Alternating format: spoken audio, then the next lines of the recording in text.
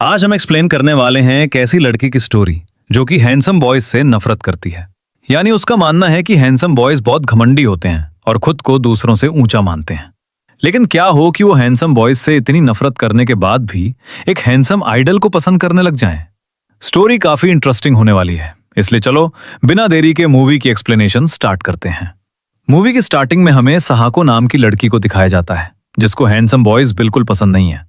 वो अपनी फ्रेंड के साथ टेम्पल आई हुई थी, जो कि एक लाइक लेजेंड नाम के जे-पॉप ग्रुप की फैन है, इसलिए उनकी वीडियोस देख रही होती है। एक्चुअली लाइक लेजेंड एक ऐसा आइडल ग्रुप है जो कि इस टाइम जापान में काफी ज्यादा फेमस हो रहा है। उनकी फैन फॉलोइंग भी काफी ज्यादा है, हर कोई उनकी सिंगिंग और डांस का दीवाना है। इनमें से सबसे ज्यादा फेमस ग्रुप का लीडर काइतो है, जो सब बातें सहाको की दोस्त सहाको को बता रही होती है। तो तब सहाको चिढ़कर कहने लगी कि तुम मुझसे इन लोगों की तारीफ मत करा करो, ये सब सिर्फ अपने लुक की वजह से फेमस हुए हैं। यानी दुनिया सिर्फ इन्हें इनके खूबसूरती की वजह से पसंद करती है, जबकि रियल लाइफ में ये लोग बहुत घमंडी होंगे और बिल्कुल भी अच्छे नहीं होंगे। दोस्त बोली के देखो, तुम हैंडसम बॉयज से इतनी नफरत मत करा करो, क्योंकि हर कोई एक जैसा नहीं होता। एक्चुअली सहाको को इसलिए हैंडसम बॉयज से नफरत है क्योंकि पहले यानी स्कूल टाइम में वो भी एक हैंडसम लड़के को काफी पसंद करती थी, जो कि उसका क्लासमेट था। इसलिए सहाको ने बिना देरी करे उस हैंडसम क्लासमेट को लव लेटर दे दिया, इस उम्मीद से कि वो भी मुझे अब जरूर नोटिस करने लगेगा। और होता कुछ ऐसा है कि वो हैंडसम क्लासमेट सहाको का मजाक बनाकर लव लेटर को ऑनलाइन पोस्ट कर देता है कि सहाको जैसी लड़की मुझ जैसे हैंडसम लड़के को लाइक करने की हिम्मत कर कैसे सकती है, क्या उसे खुद पर शर्म नहीं आई। तो तब सहाको चिढ़कर टूट गई थी अपने हैंडसम क्रश के मुंह से इतना सब सुनकर। साथिया, अब स्कूल में भी उसका मजाक बनाया जाने लगा था, इसलिए सहाको ने डिसाइड कर लिया था कि अब वो कभी हैंडसम शक्ल देखते लड़के को पसंद नहीं करेगी। इनफैक्ट दुनिया के सभी हैंडसम लड़कों से दूर रहेगा। इसलिए प्रेजेंट में भी जब वो गॉड के सामने आती है तो यहां भर भर के हैंडसम बॉयज को कोसने लग जाती है और कहती है कि इन फेक लोगों को कभी सच्चे प्यार नहीं मिलना चाहिए और ये लोग पूरी जिंदगी बस प्रॉब्लम्स में फंसे रहें। वेलसिम कट हुआ और अब हमें सहाको को उसकी आंट के रेस्टोरेंट में दिखाया गया, जहां वो अपनी आंट की हेल्प कराती है। टीवी में लाइफ लेजेंड बैंड के बारे में बताया जा रहा होता है। झाकाए तो बोलता है कि हम पूरी दुनिया में अपना प्यार बांटना चाहते हैं। तो ये सुनकर साहा को मुंह बनाने लगी कि बस ये फेक प्यार मुझसे दूर रखना।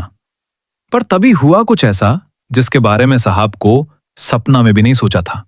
यानी यहां लाइफ लेजेंड ग्रुप का सबसे फेमस मेंबर काइटो आ जाता है, जिसको देखकर साहा को शॉक खड़ी रह गई कि इसे तो मैं अभी टीवी में देख रही थी और अब ये यहां मेरे सामने खड़ा है।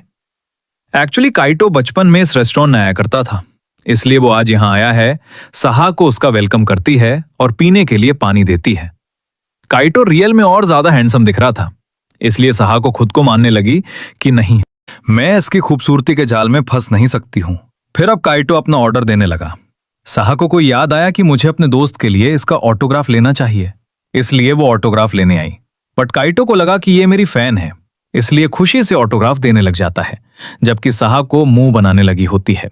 फिर जब काइटो ऑटोग्राफ देता है और साथ में फोरहेड किस भी दे देता है कि ऐसे ही मुझे सपोर्ट करती रहना, तो ये देखकर साहा को इतने ज्यादा शौक रह गई कि पहले तो उसका पूरा फेस रेड हो गया और फिर तभी वो यहां से दूर हो गई।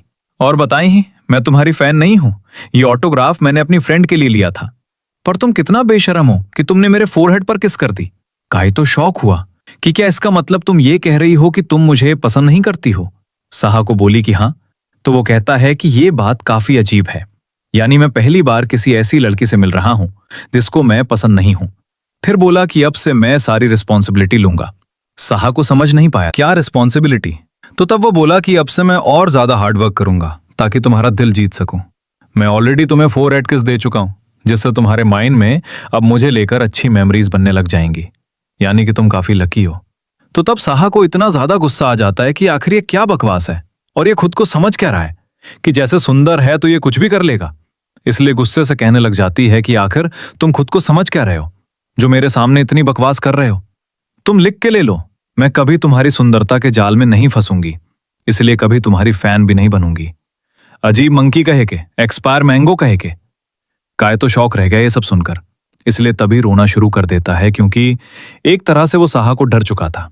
इसलिए कायतो को रोता देख साहा को भी डर जाती है कि क्या मैंने इसे कुछ ज्यादा ही डरा दिया।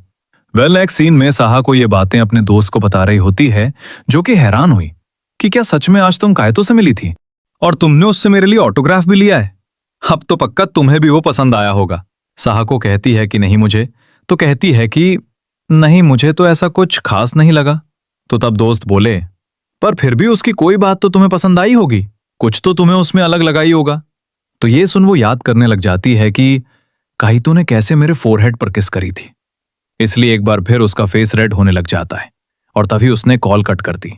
फिर उसने अपनी कसम वाले बुक निकाली और यहां लिखने लग जाती है कि ये सुंदर लोग बहुत स्मार्ट होते हैं, इन्हें अच्छे से पता है कि किसके साथ कितने क्लोज होकर उसे अपने प्यार के जाल में फंसाना है, ताकि फिर बाद में दिल तोड़कर मजे ले सके।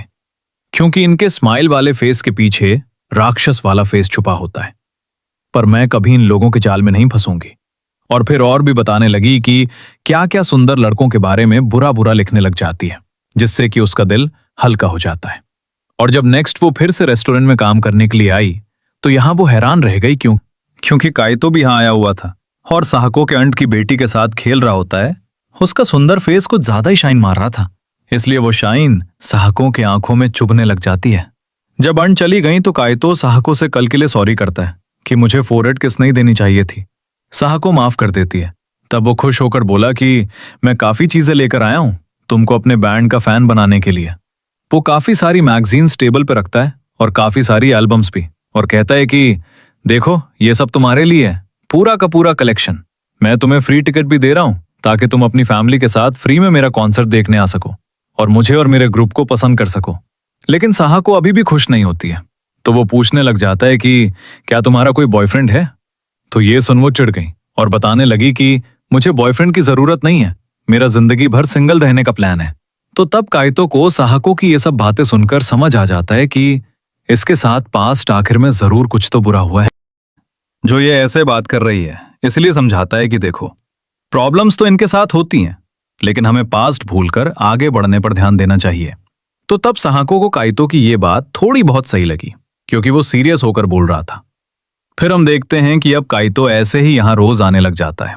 कभी आंट की बेटी को स्टोरीज रीड करके सुनाता है और खुद इमोशनल होकर रोने लग जाता है, तो कभी वहीं पर सो जाता है अपने स्क्रिप्ट को याद करते करते। अब वो यहाँ के कस्टमर्स के साथ भी घुल मिल चुका था, इसलिए उनके साथ फोटो क्लिक करा रहा था।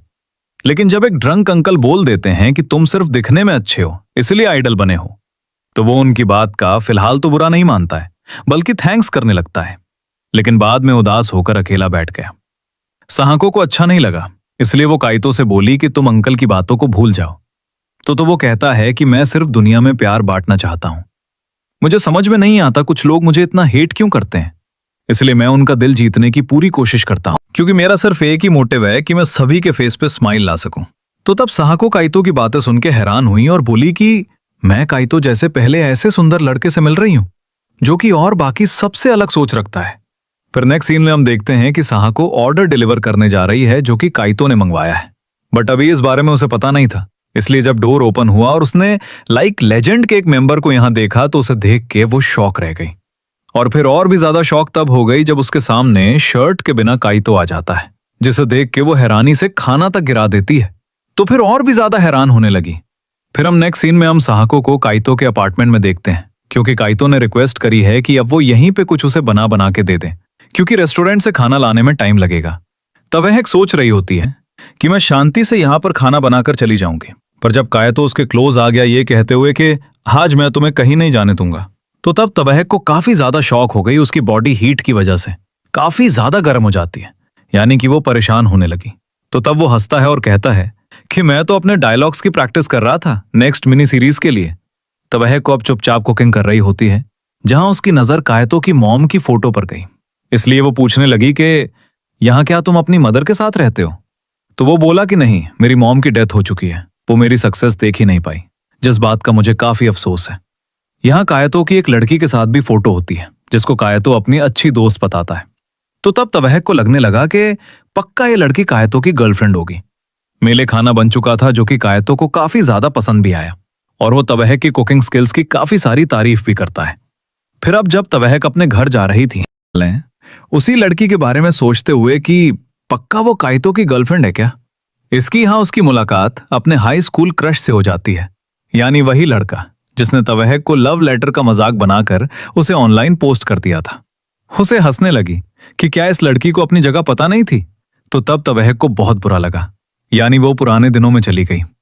लेकिन तभी काइतो यहां आया, जिसने तवहक को बैक हक करा और ऐसे दिखाने लगा कि जैसे तवहक उसकी गर्लफ्रेंड है।